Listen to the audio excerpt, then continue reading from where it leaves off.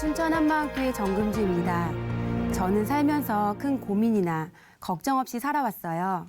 하고 싶은 일은 일단 시작하고 보았고 잘 되겠지 하며 그렇게 시작한 일들은 거의 좋은 결과를 가져왔습니다.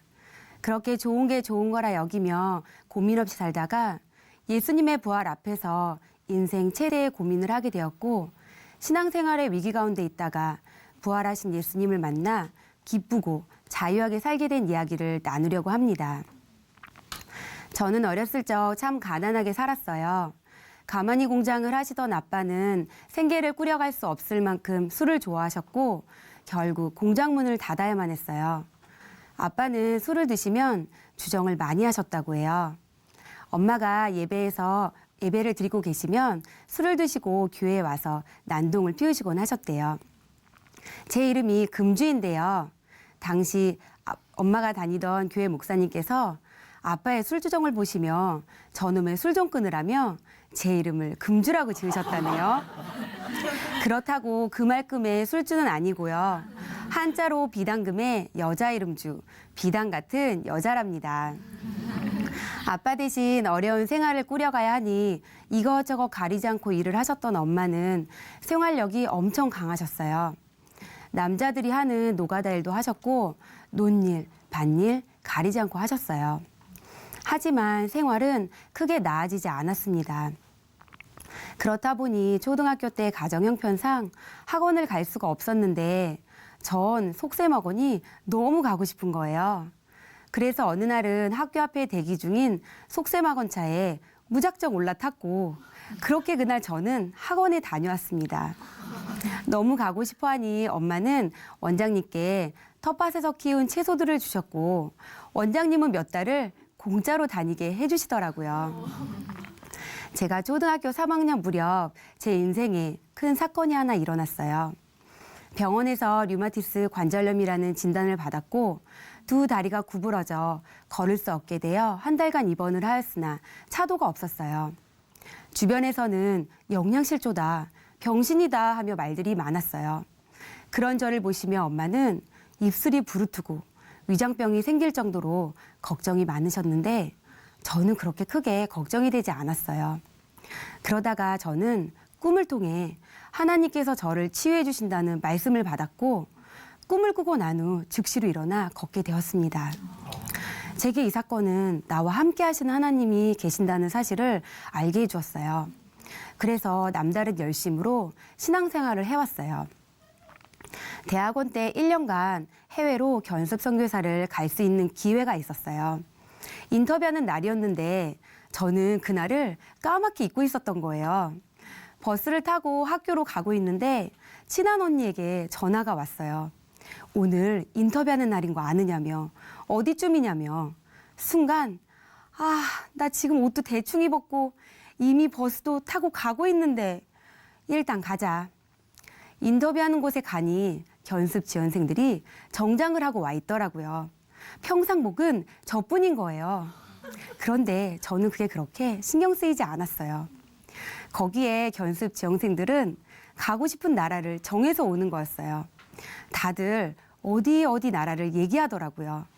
나라를 정해놓지 않은 저는 그 자리에서 보내주시는 곳 어디든 가겠습니다 라고 했고 그 해에 지원한 모두에게 나라를 정해주겠다고 하셨어요. 그러다 대학원 때 만나 친하게 지내던 언니의 소개로 지금의 남편을 만나게 되었어요. 믿음은 있어 보이고 어차피 그놈이 그놈이지 라는 생각에 만난 지 3일 만에 제가 먼저 저 어때요? 라고 물었잖아요. 교제를 시작하고 저희는 그렇게 만난 지 3개월 만에 결혼을 하게 되었어요. 주변에서 친구들은 무슨 결혼을 그렇게 하느냐며 말들이 좀 있었는데 사실 제가 생각하는 배우자에 대한 기준은 딱 2가지였어요. 믿음과 우유부단하지 않는 확실한 성격. 그런데 만나보니 믿음은 있어 보이고 처음 만났을 때 음식을 주문하는데 알아서 척척 맛있는 것으로 잘 시켜주는 거예요. 오, 그래? 괜찮네 하는 생각이 드니 더 이상 크게 고민이 되지 않더라고요. 거기에 멋진 남편의 목소리는 보너스였어요.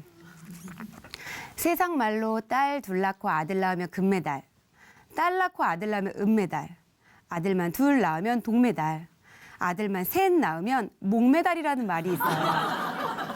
그렇게 저는 결혼을 하고 아들 셋의 엄마가 되었는데 어떤 일이 닥치든 잘 되겠지라고 생각하던 저에게 목메달은 남의 집 이야기였어요. 큰아이가 어린이집에 다닐 때 저희 애가 친구들을 괴롭히고 힘들게 하여 선생님에게 계속 힘들다는 소리를 듣곤 했는데 저는 아이들이 크면서 다 그런 거라며 그냥 대수롭지 않게 흘려보냈어요.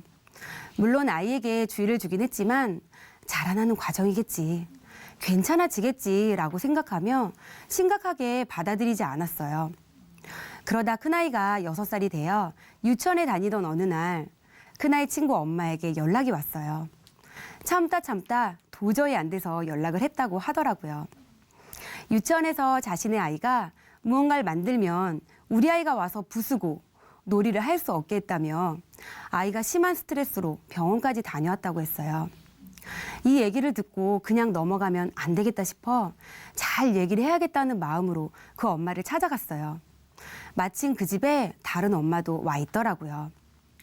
그런데 이야기를 하다 보니 제가 생각했던 그 이상으로 엄마들은 화가 나 있었고 저는 그 자리에서 멘붕이 와버렸어요. 너는 지금 네 아이를 잘 살피고 있는 거냐? 혼을 내지 않는 것 같다.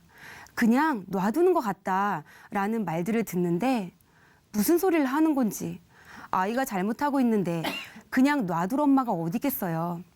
아이에게 타이르고 있다고. 지금은 잘하고 있는 과정이라 그렇다고. 대장이 되고 싶은 마음에 과격하게 나온 것 같다라고 얘기하는데 그 말이 엄마들을 더 화나게 했어요. 그리고는 우리 아이가 지금 문제가 있어 전문가의 상담 치료가 필요한 것 같다고 하는데 처음엔 좀 예민하고 유별난 엄마들이라 생각했어요. 그런데 한둘이 아니라 여러 아이들이 힘들어한다는 소리를 듣는데 마음이 무거워지는 거예요.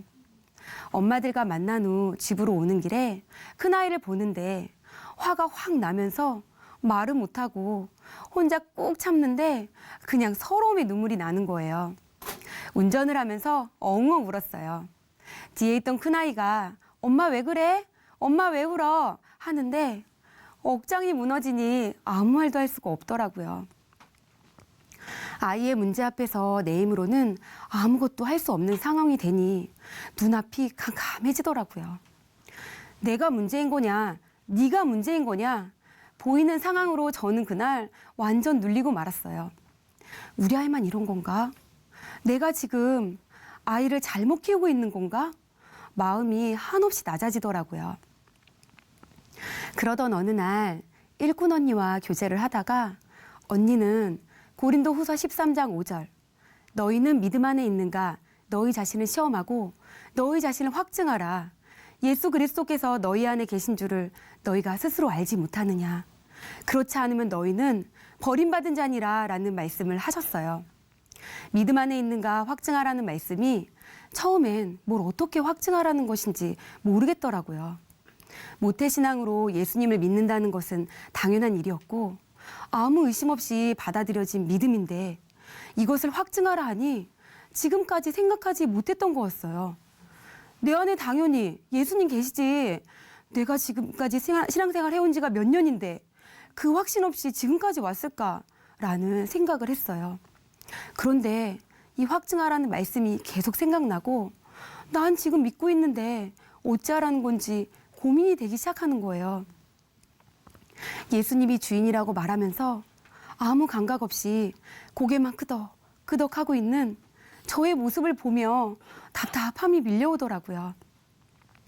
확증하라는 말씀 앞에 고민하고 기도하며 간절함으로 말씀을 보다가 고린도전서 15장 말씀에 제 모든 시선이 고정되었어요.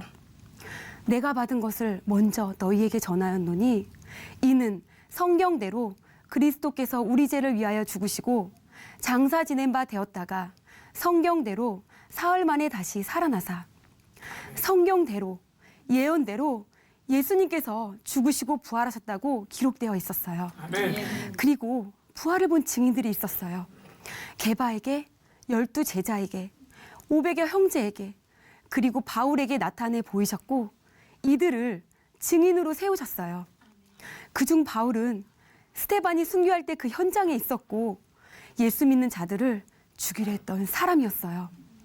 그런 그가 도리어 예수가 하나님의 아들이라고 전파하는 거예요. 고민하면서 보니 변화된 바울이 놀라웠어요. 아, 바울이 정말 부활하신 예수님을 만났구나.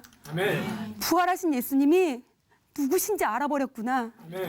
부활하신 예수님을 만나니 완전히 변할 수밖에 없었던 거예요. 아멘. 나나 그들이나 이같이 전파하며 너희도 이같이 믿었느니라.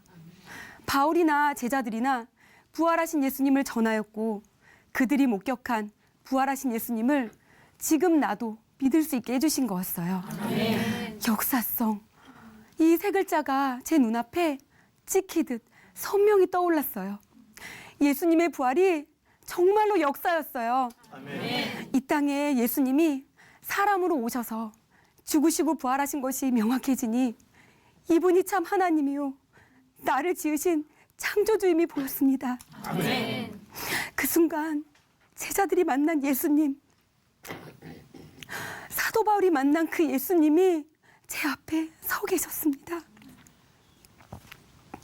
부활하신 예수님 앞에 서게 되니 겉으로는 예수님이 주인이라고 말하고 있었으나 저는 그동안 제 삶에 제가 주인되어 결정하고 좋은 대로 움직이고 있었던 제 모습이 보였어요. 좋은 게 좋은 거라 여기며 문제없이 살았던 삶도 실상은 제 마음이 편한 대로 살고자 했던 완전히 나 중심의 삶이었다는 것이 알아졌습니다.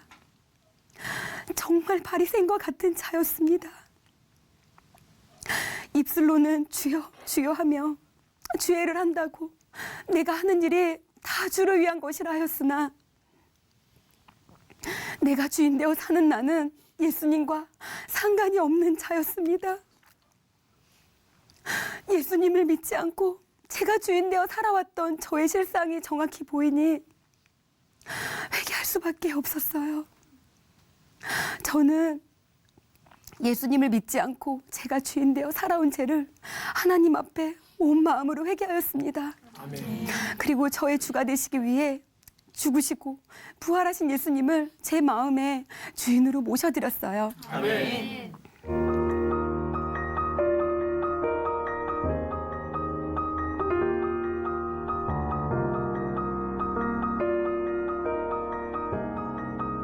예수님을 영접한 후 이 세상 끝날까지 이분이 저와 함께 한다는 사실이 너무 기쁘고 흥분이 되는 거예요.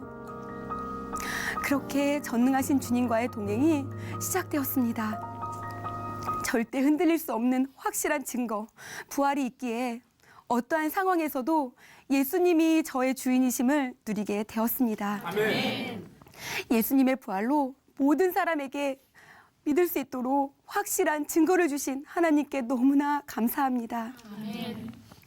지금도 저는 큰 고민 없이 단순하게 살고 있는데요. 이제는 저의 주인이 예수님이시기에 모든 문제를 주인 되신 예수님께 맡기게 되니 고민할 일이 없더라고요. 제가 셋째 출산 후 조리 중에 있었던 일인데요. 큰아이가 집 앞에 주차되어 있던 차 2대에 돌멩이로 긁고 그림을 그려놓은 적이 있었어요. 동네가 난리가 났었죠. 견적을 내보니 차 수리비가 자그마치 남편 2달치 월급이더라고요. 처음 그 소식을 접했을 때는 마음이 쿵 내려앉았지만 저와 남편은 우리를 먹이고 입히시는 분이 계시기에 염려하지 않고 마음과 생각을 지킬 수 있었습니다. 그리고 예수님을 제 마음의 주인으로 모시고 난 후 저의 관점이 바뀌기 시작했어요.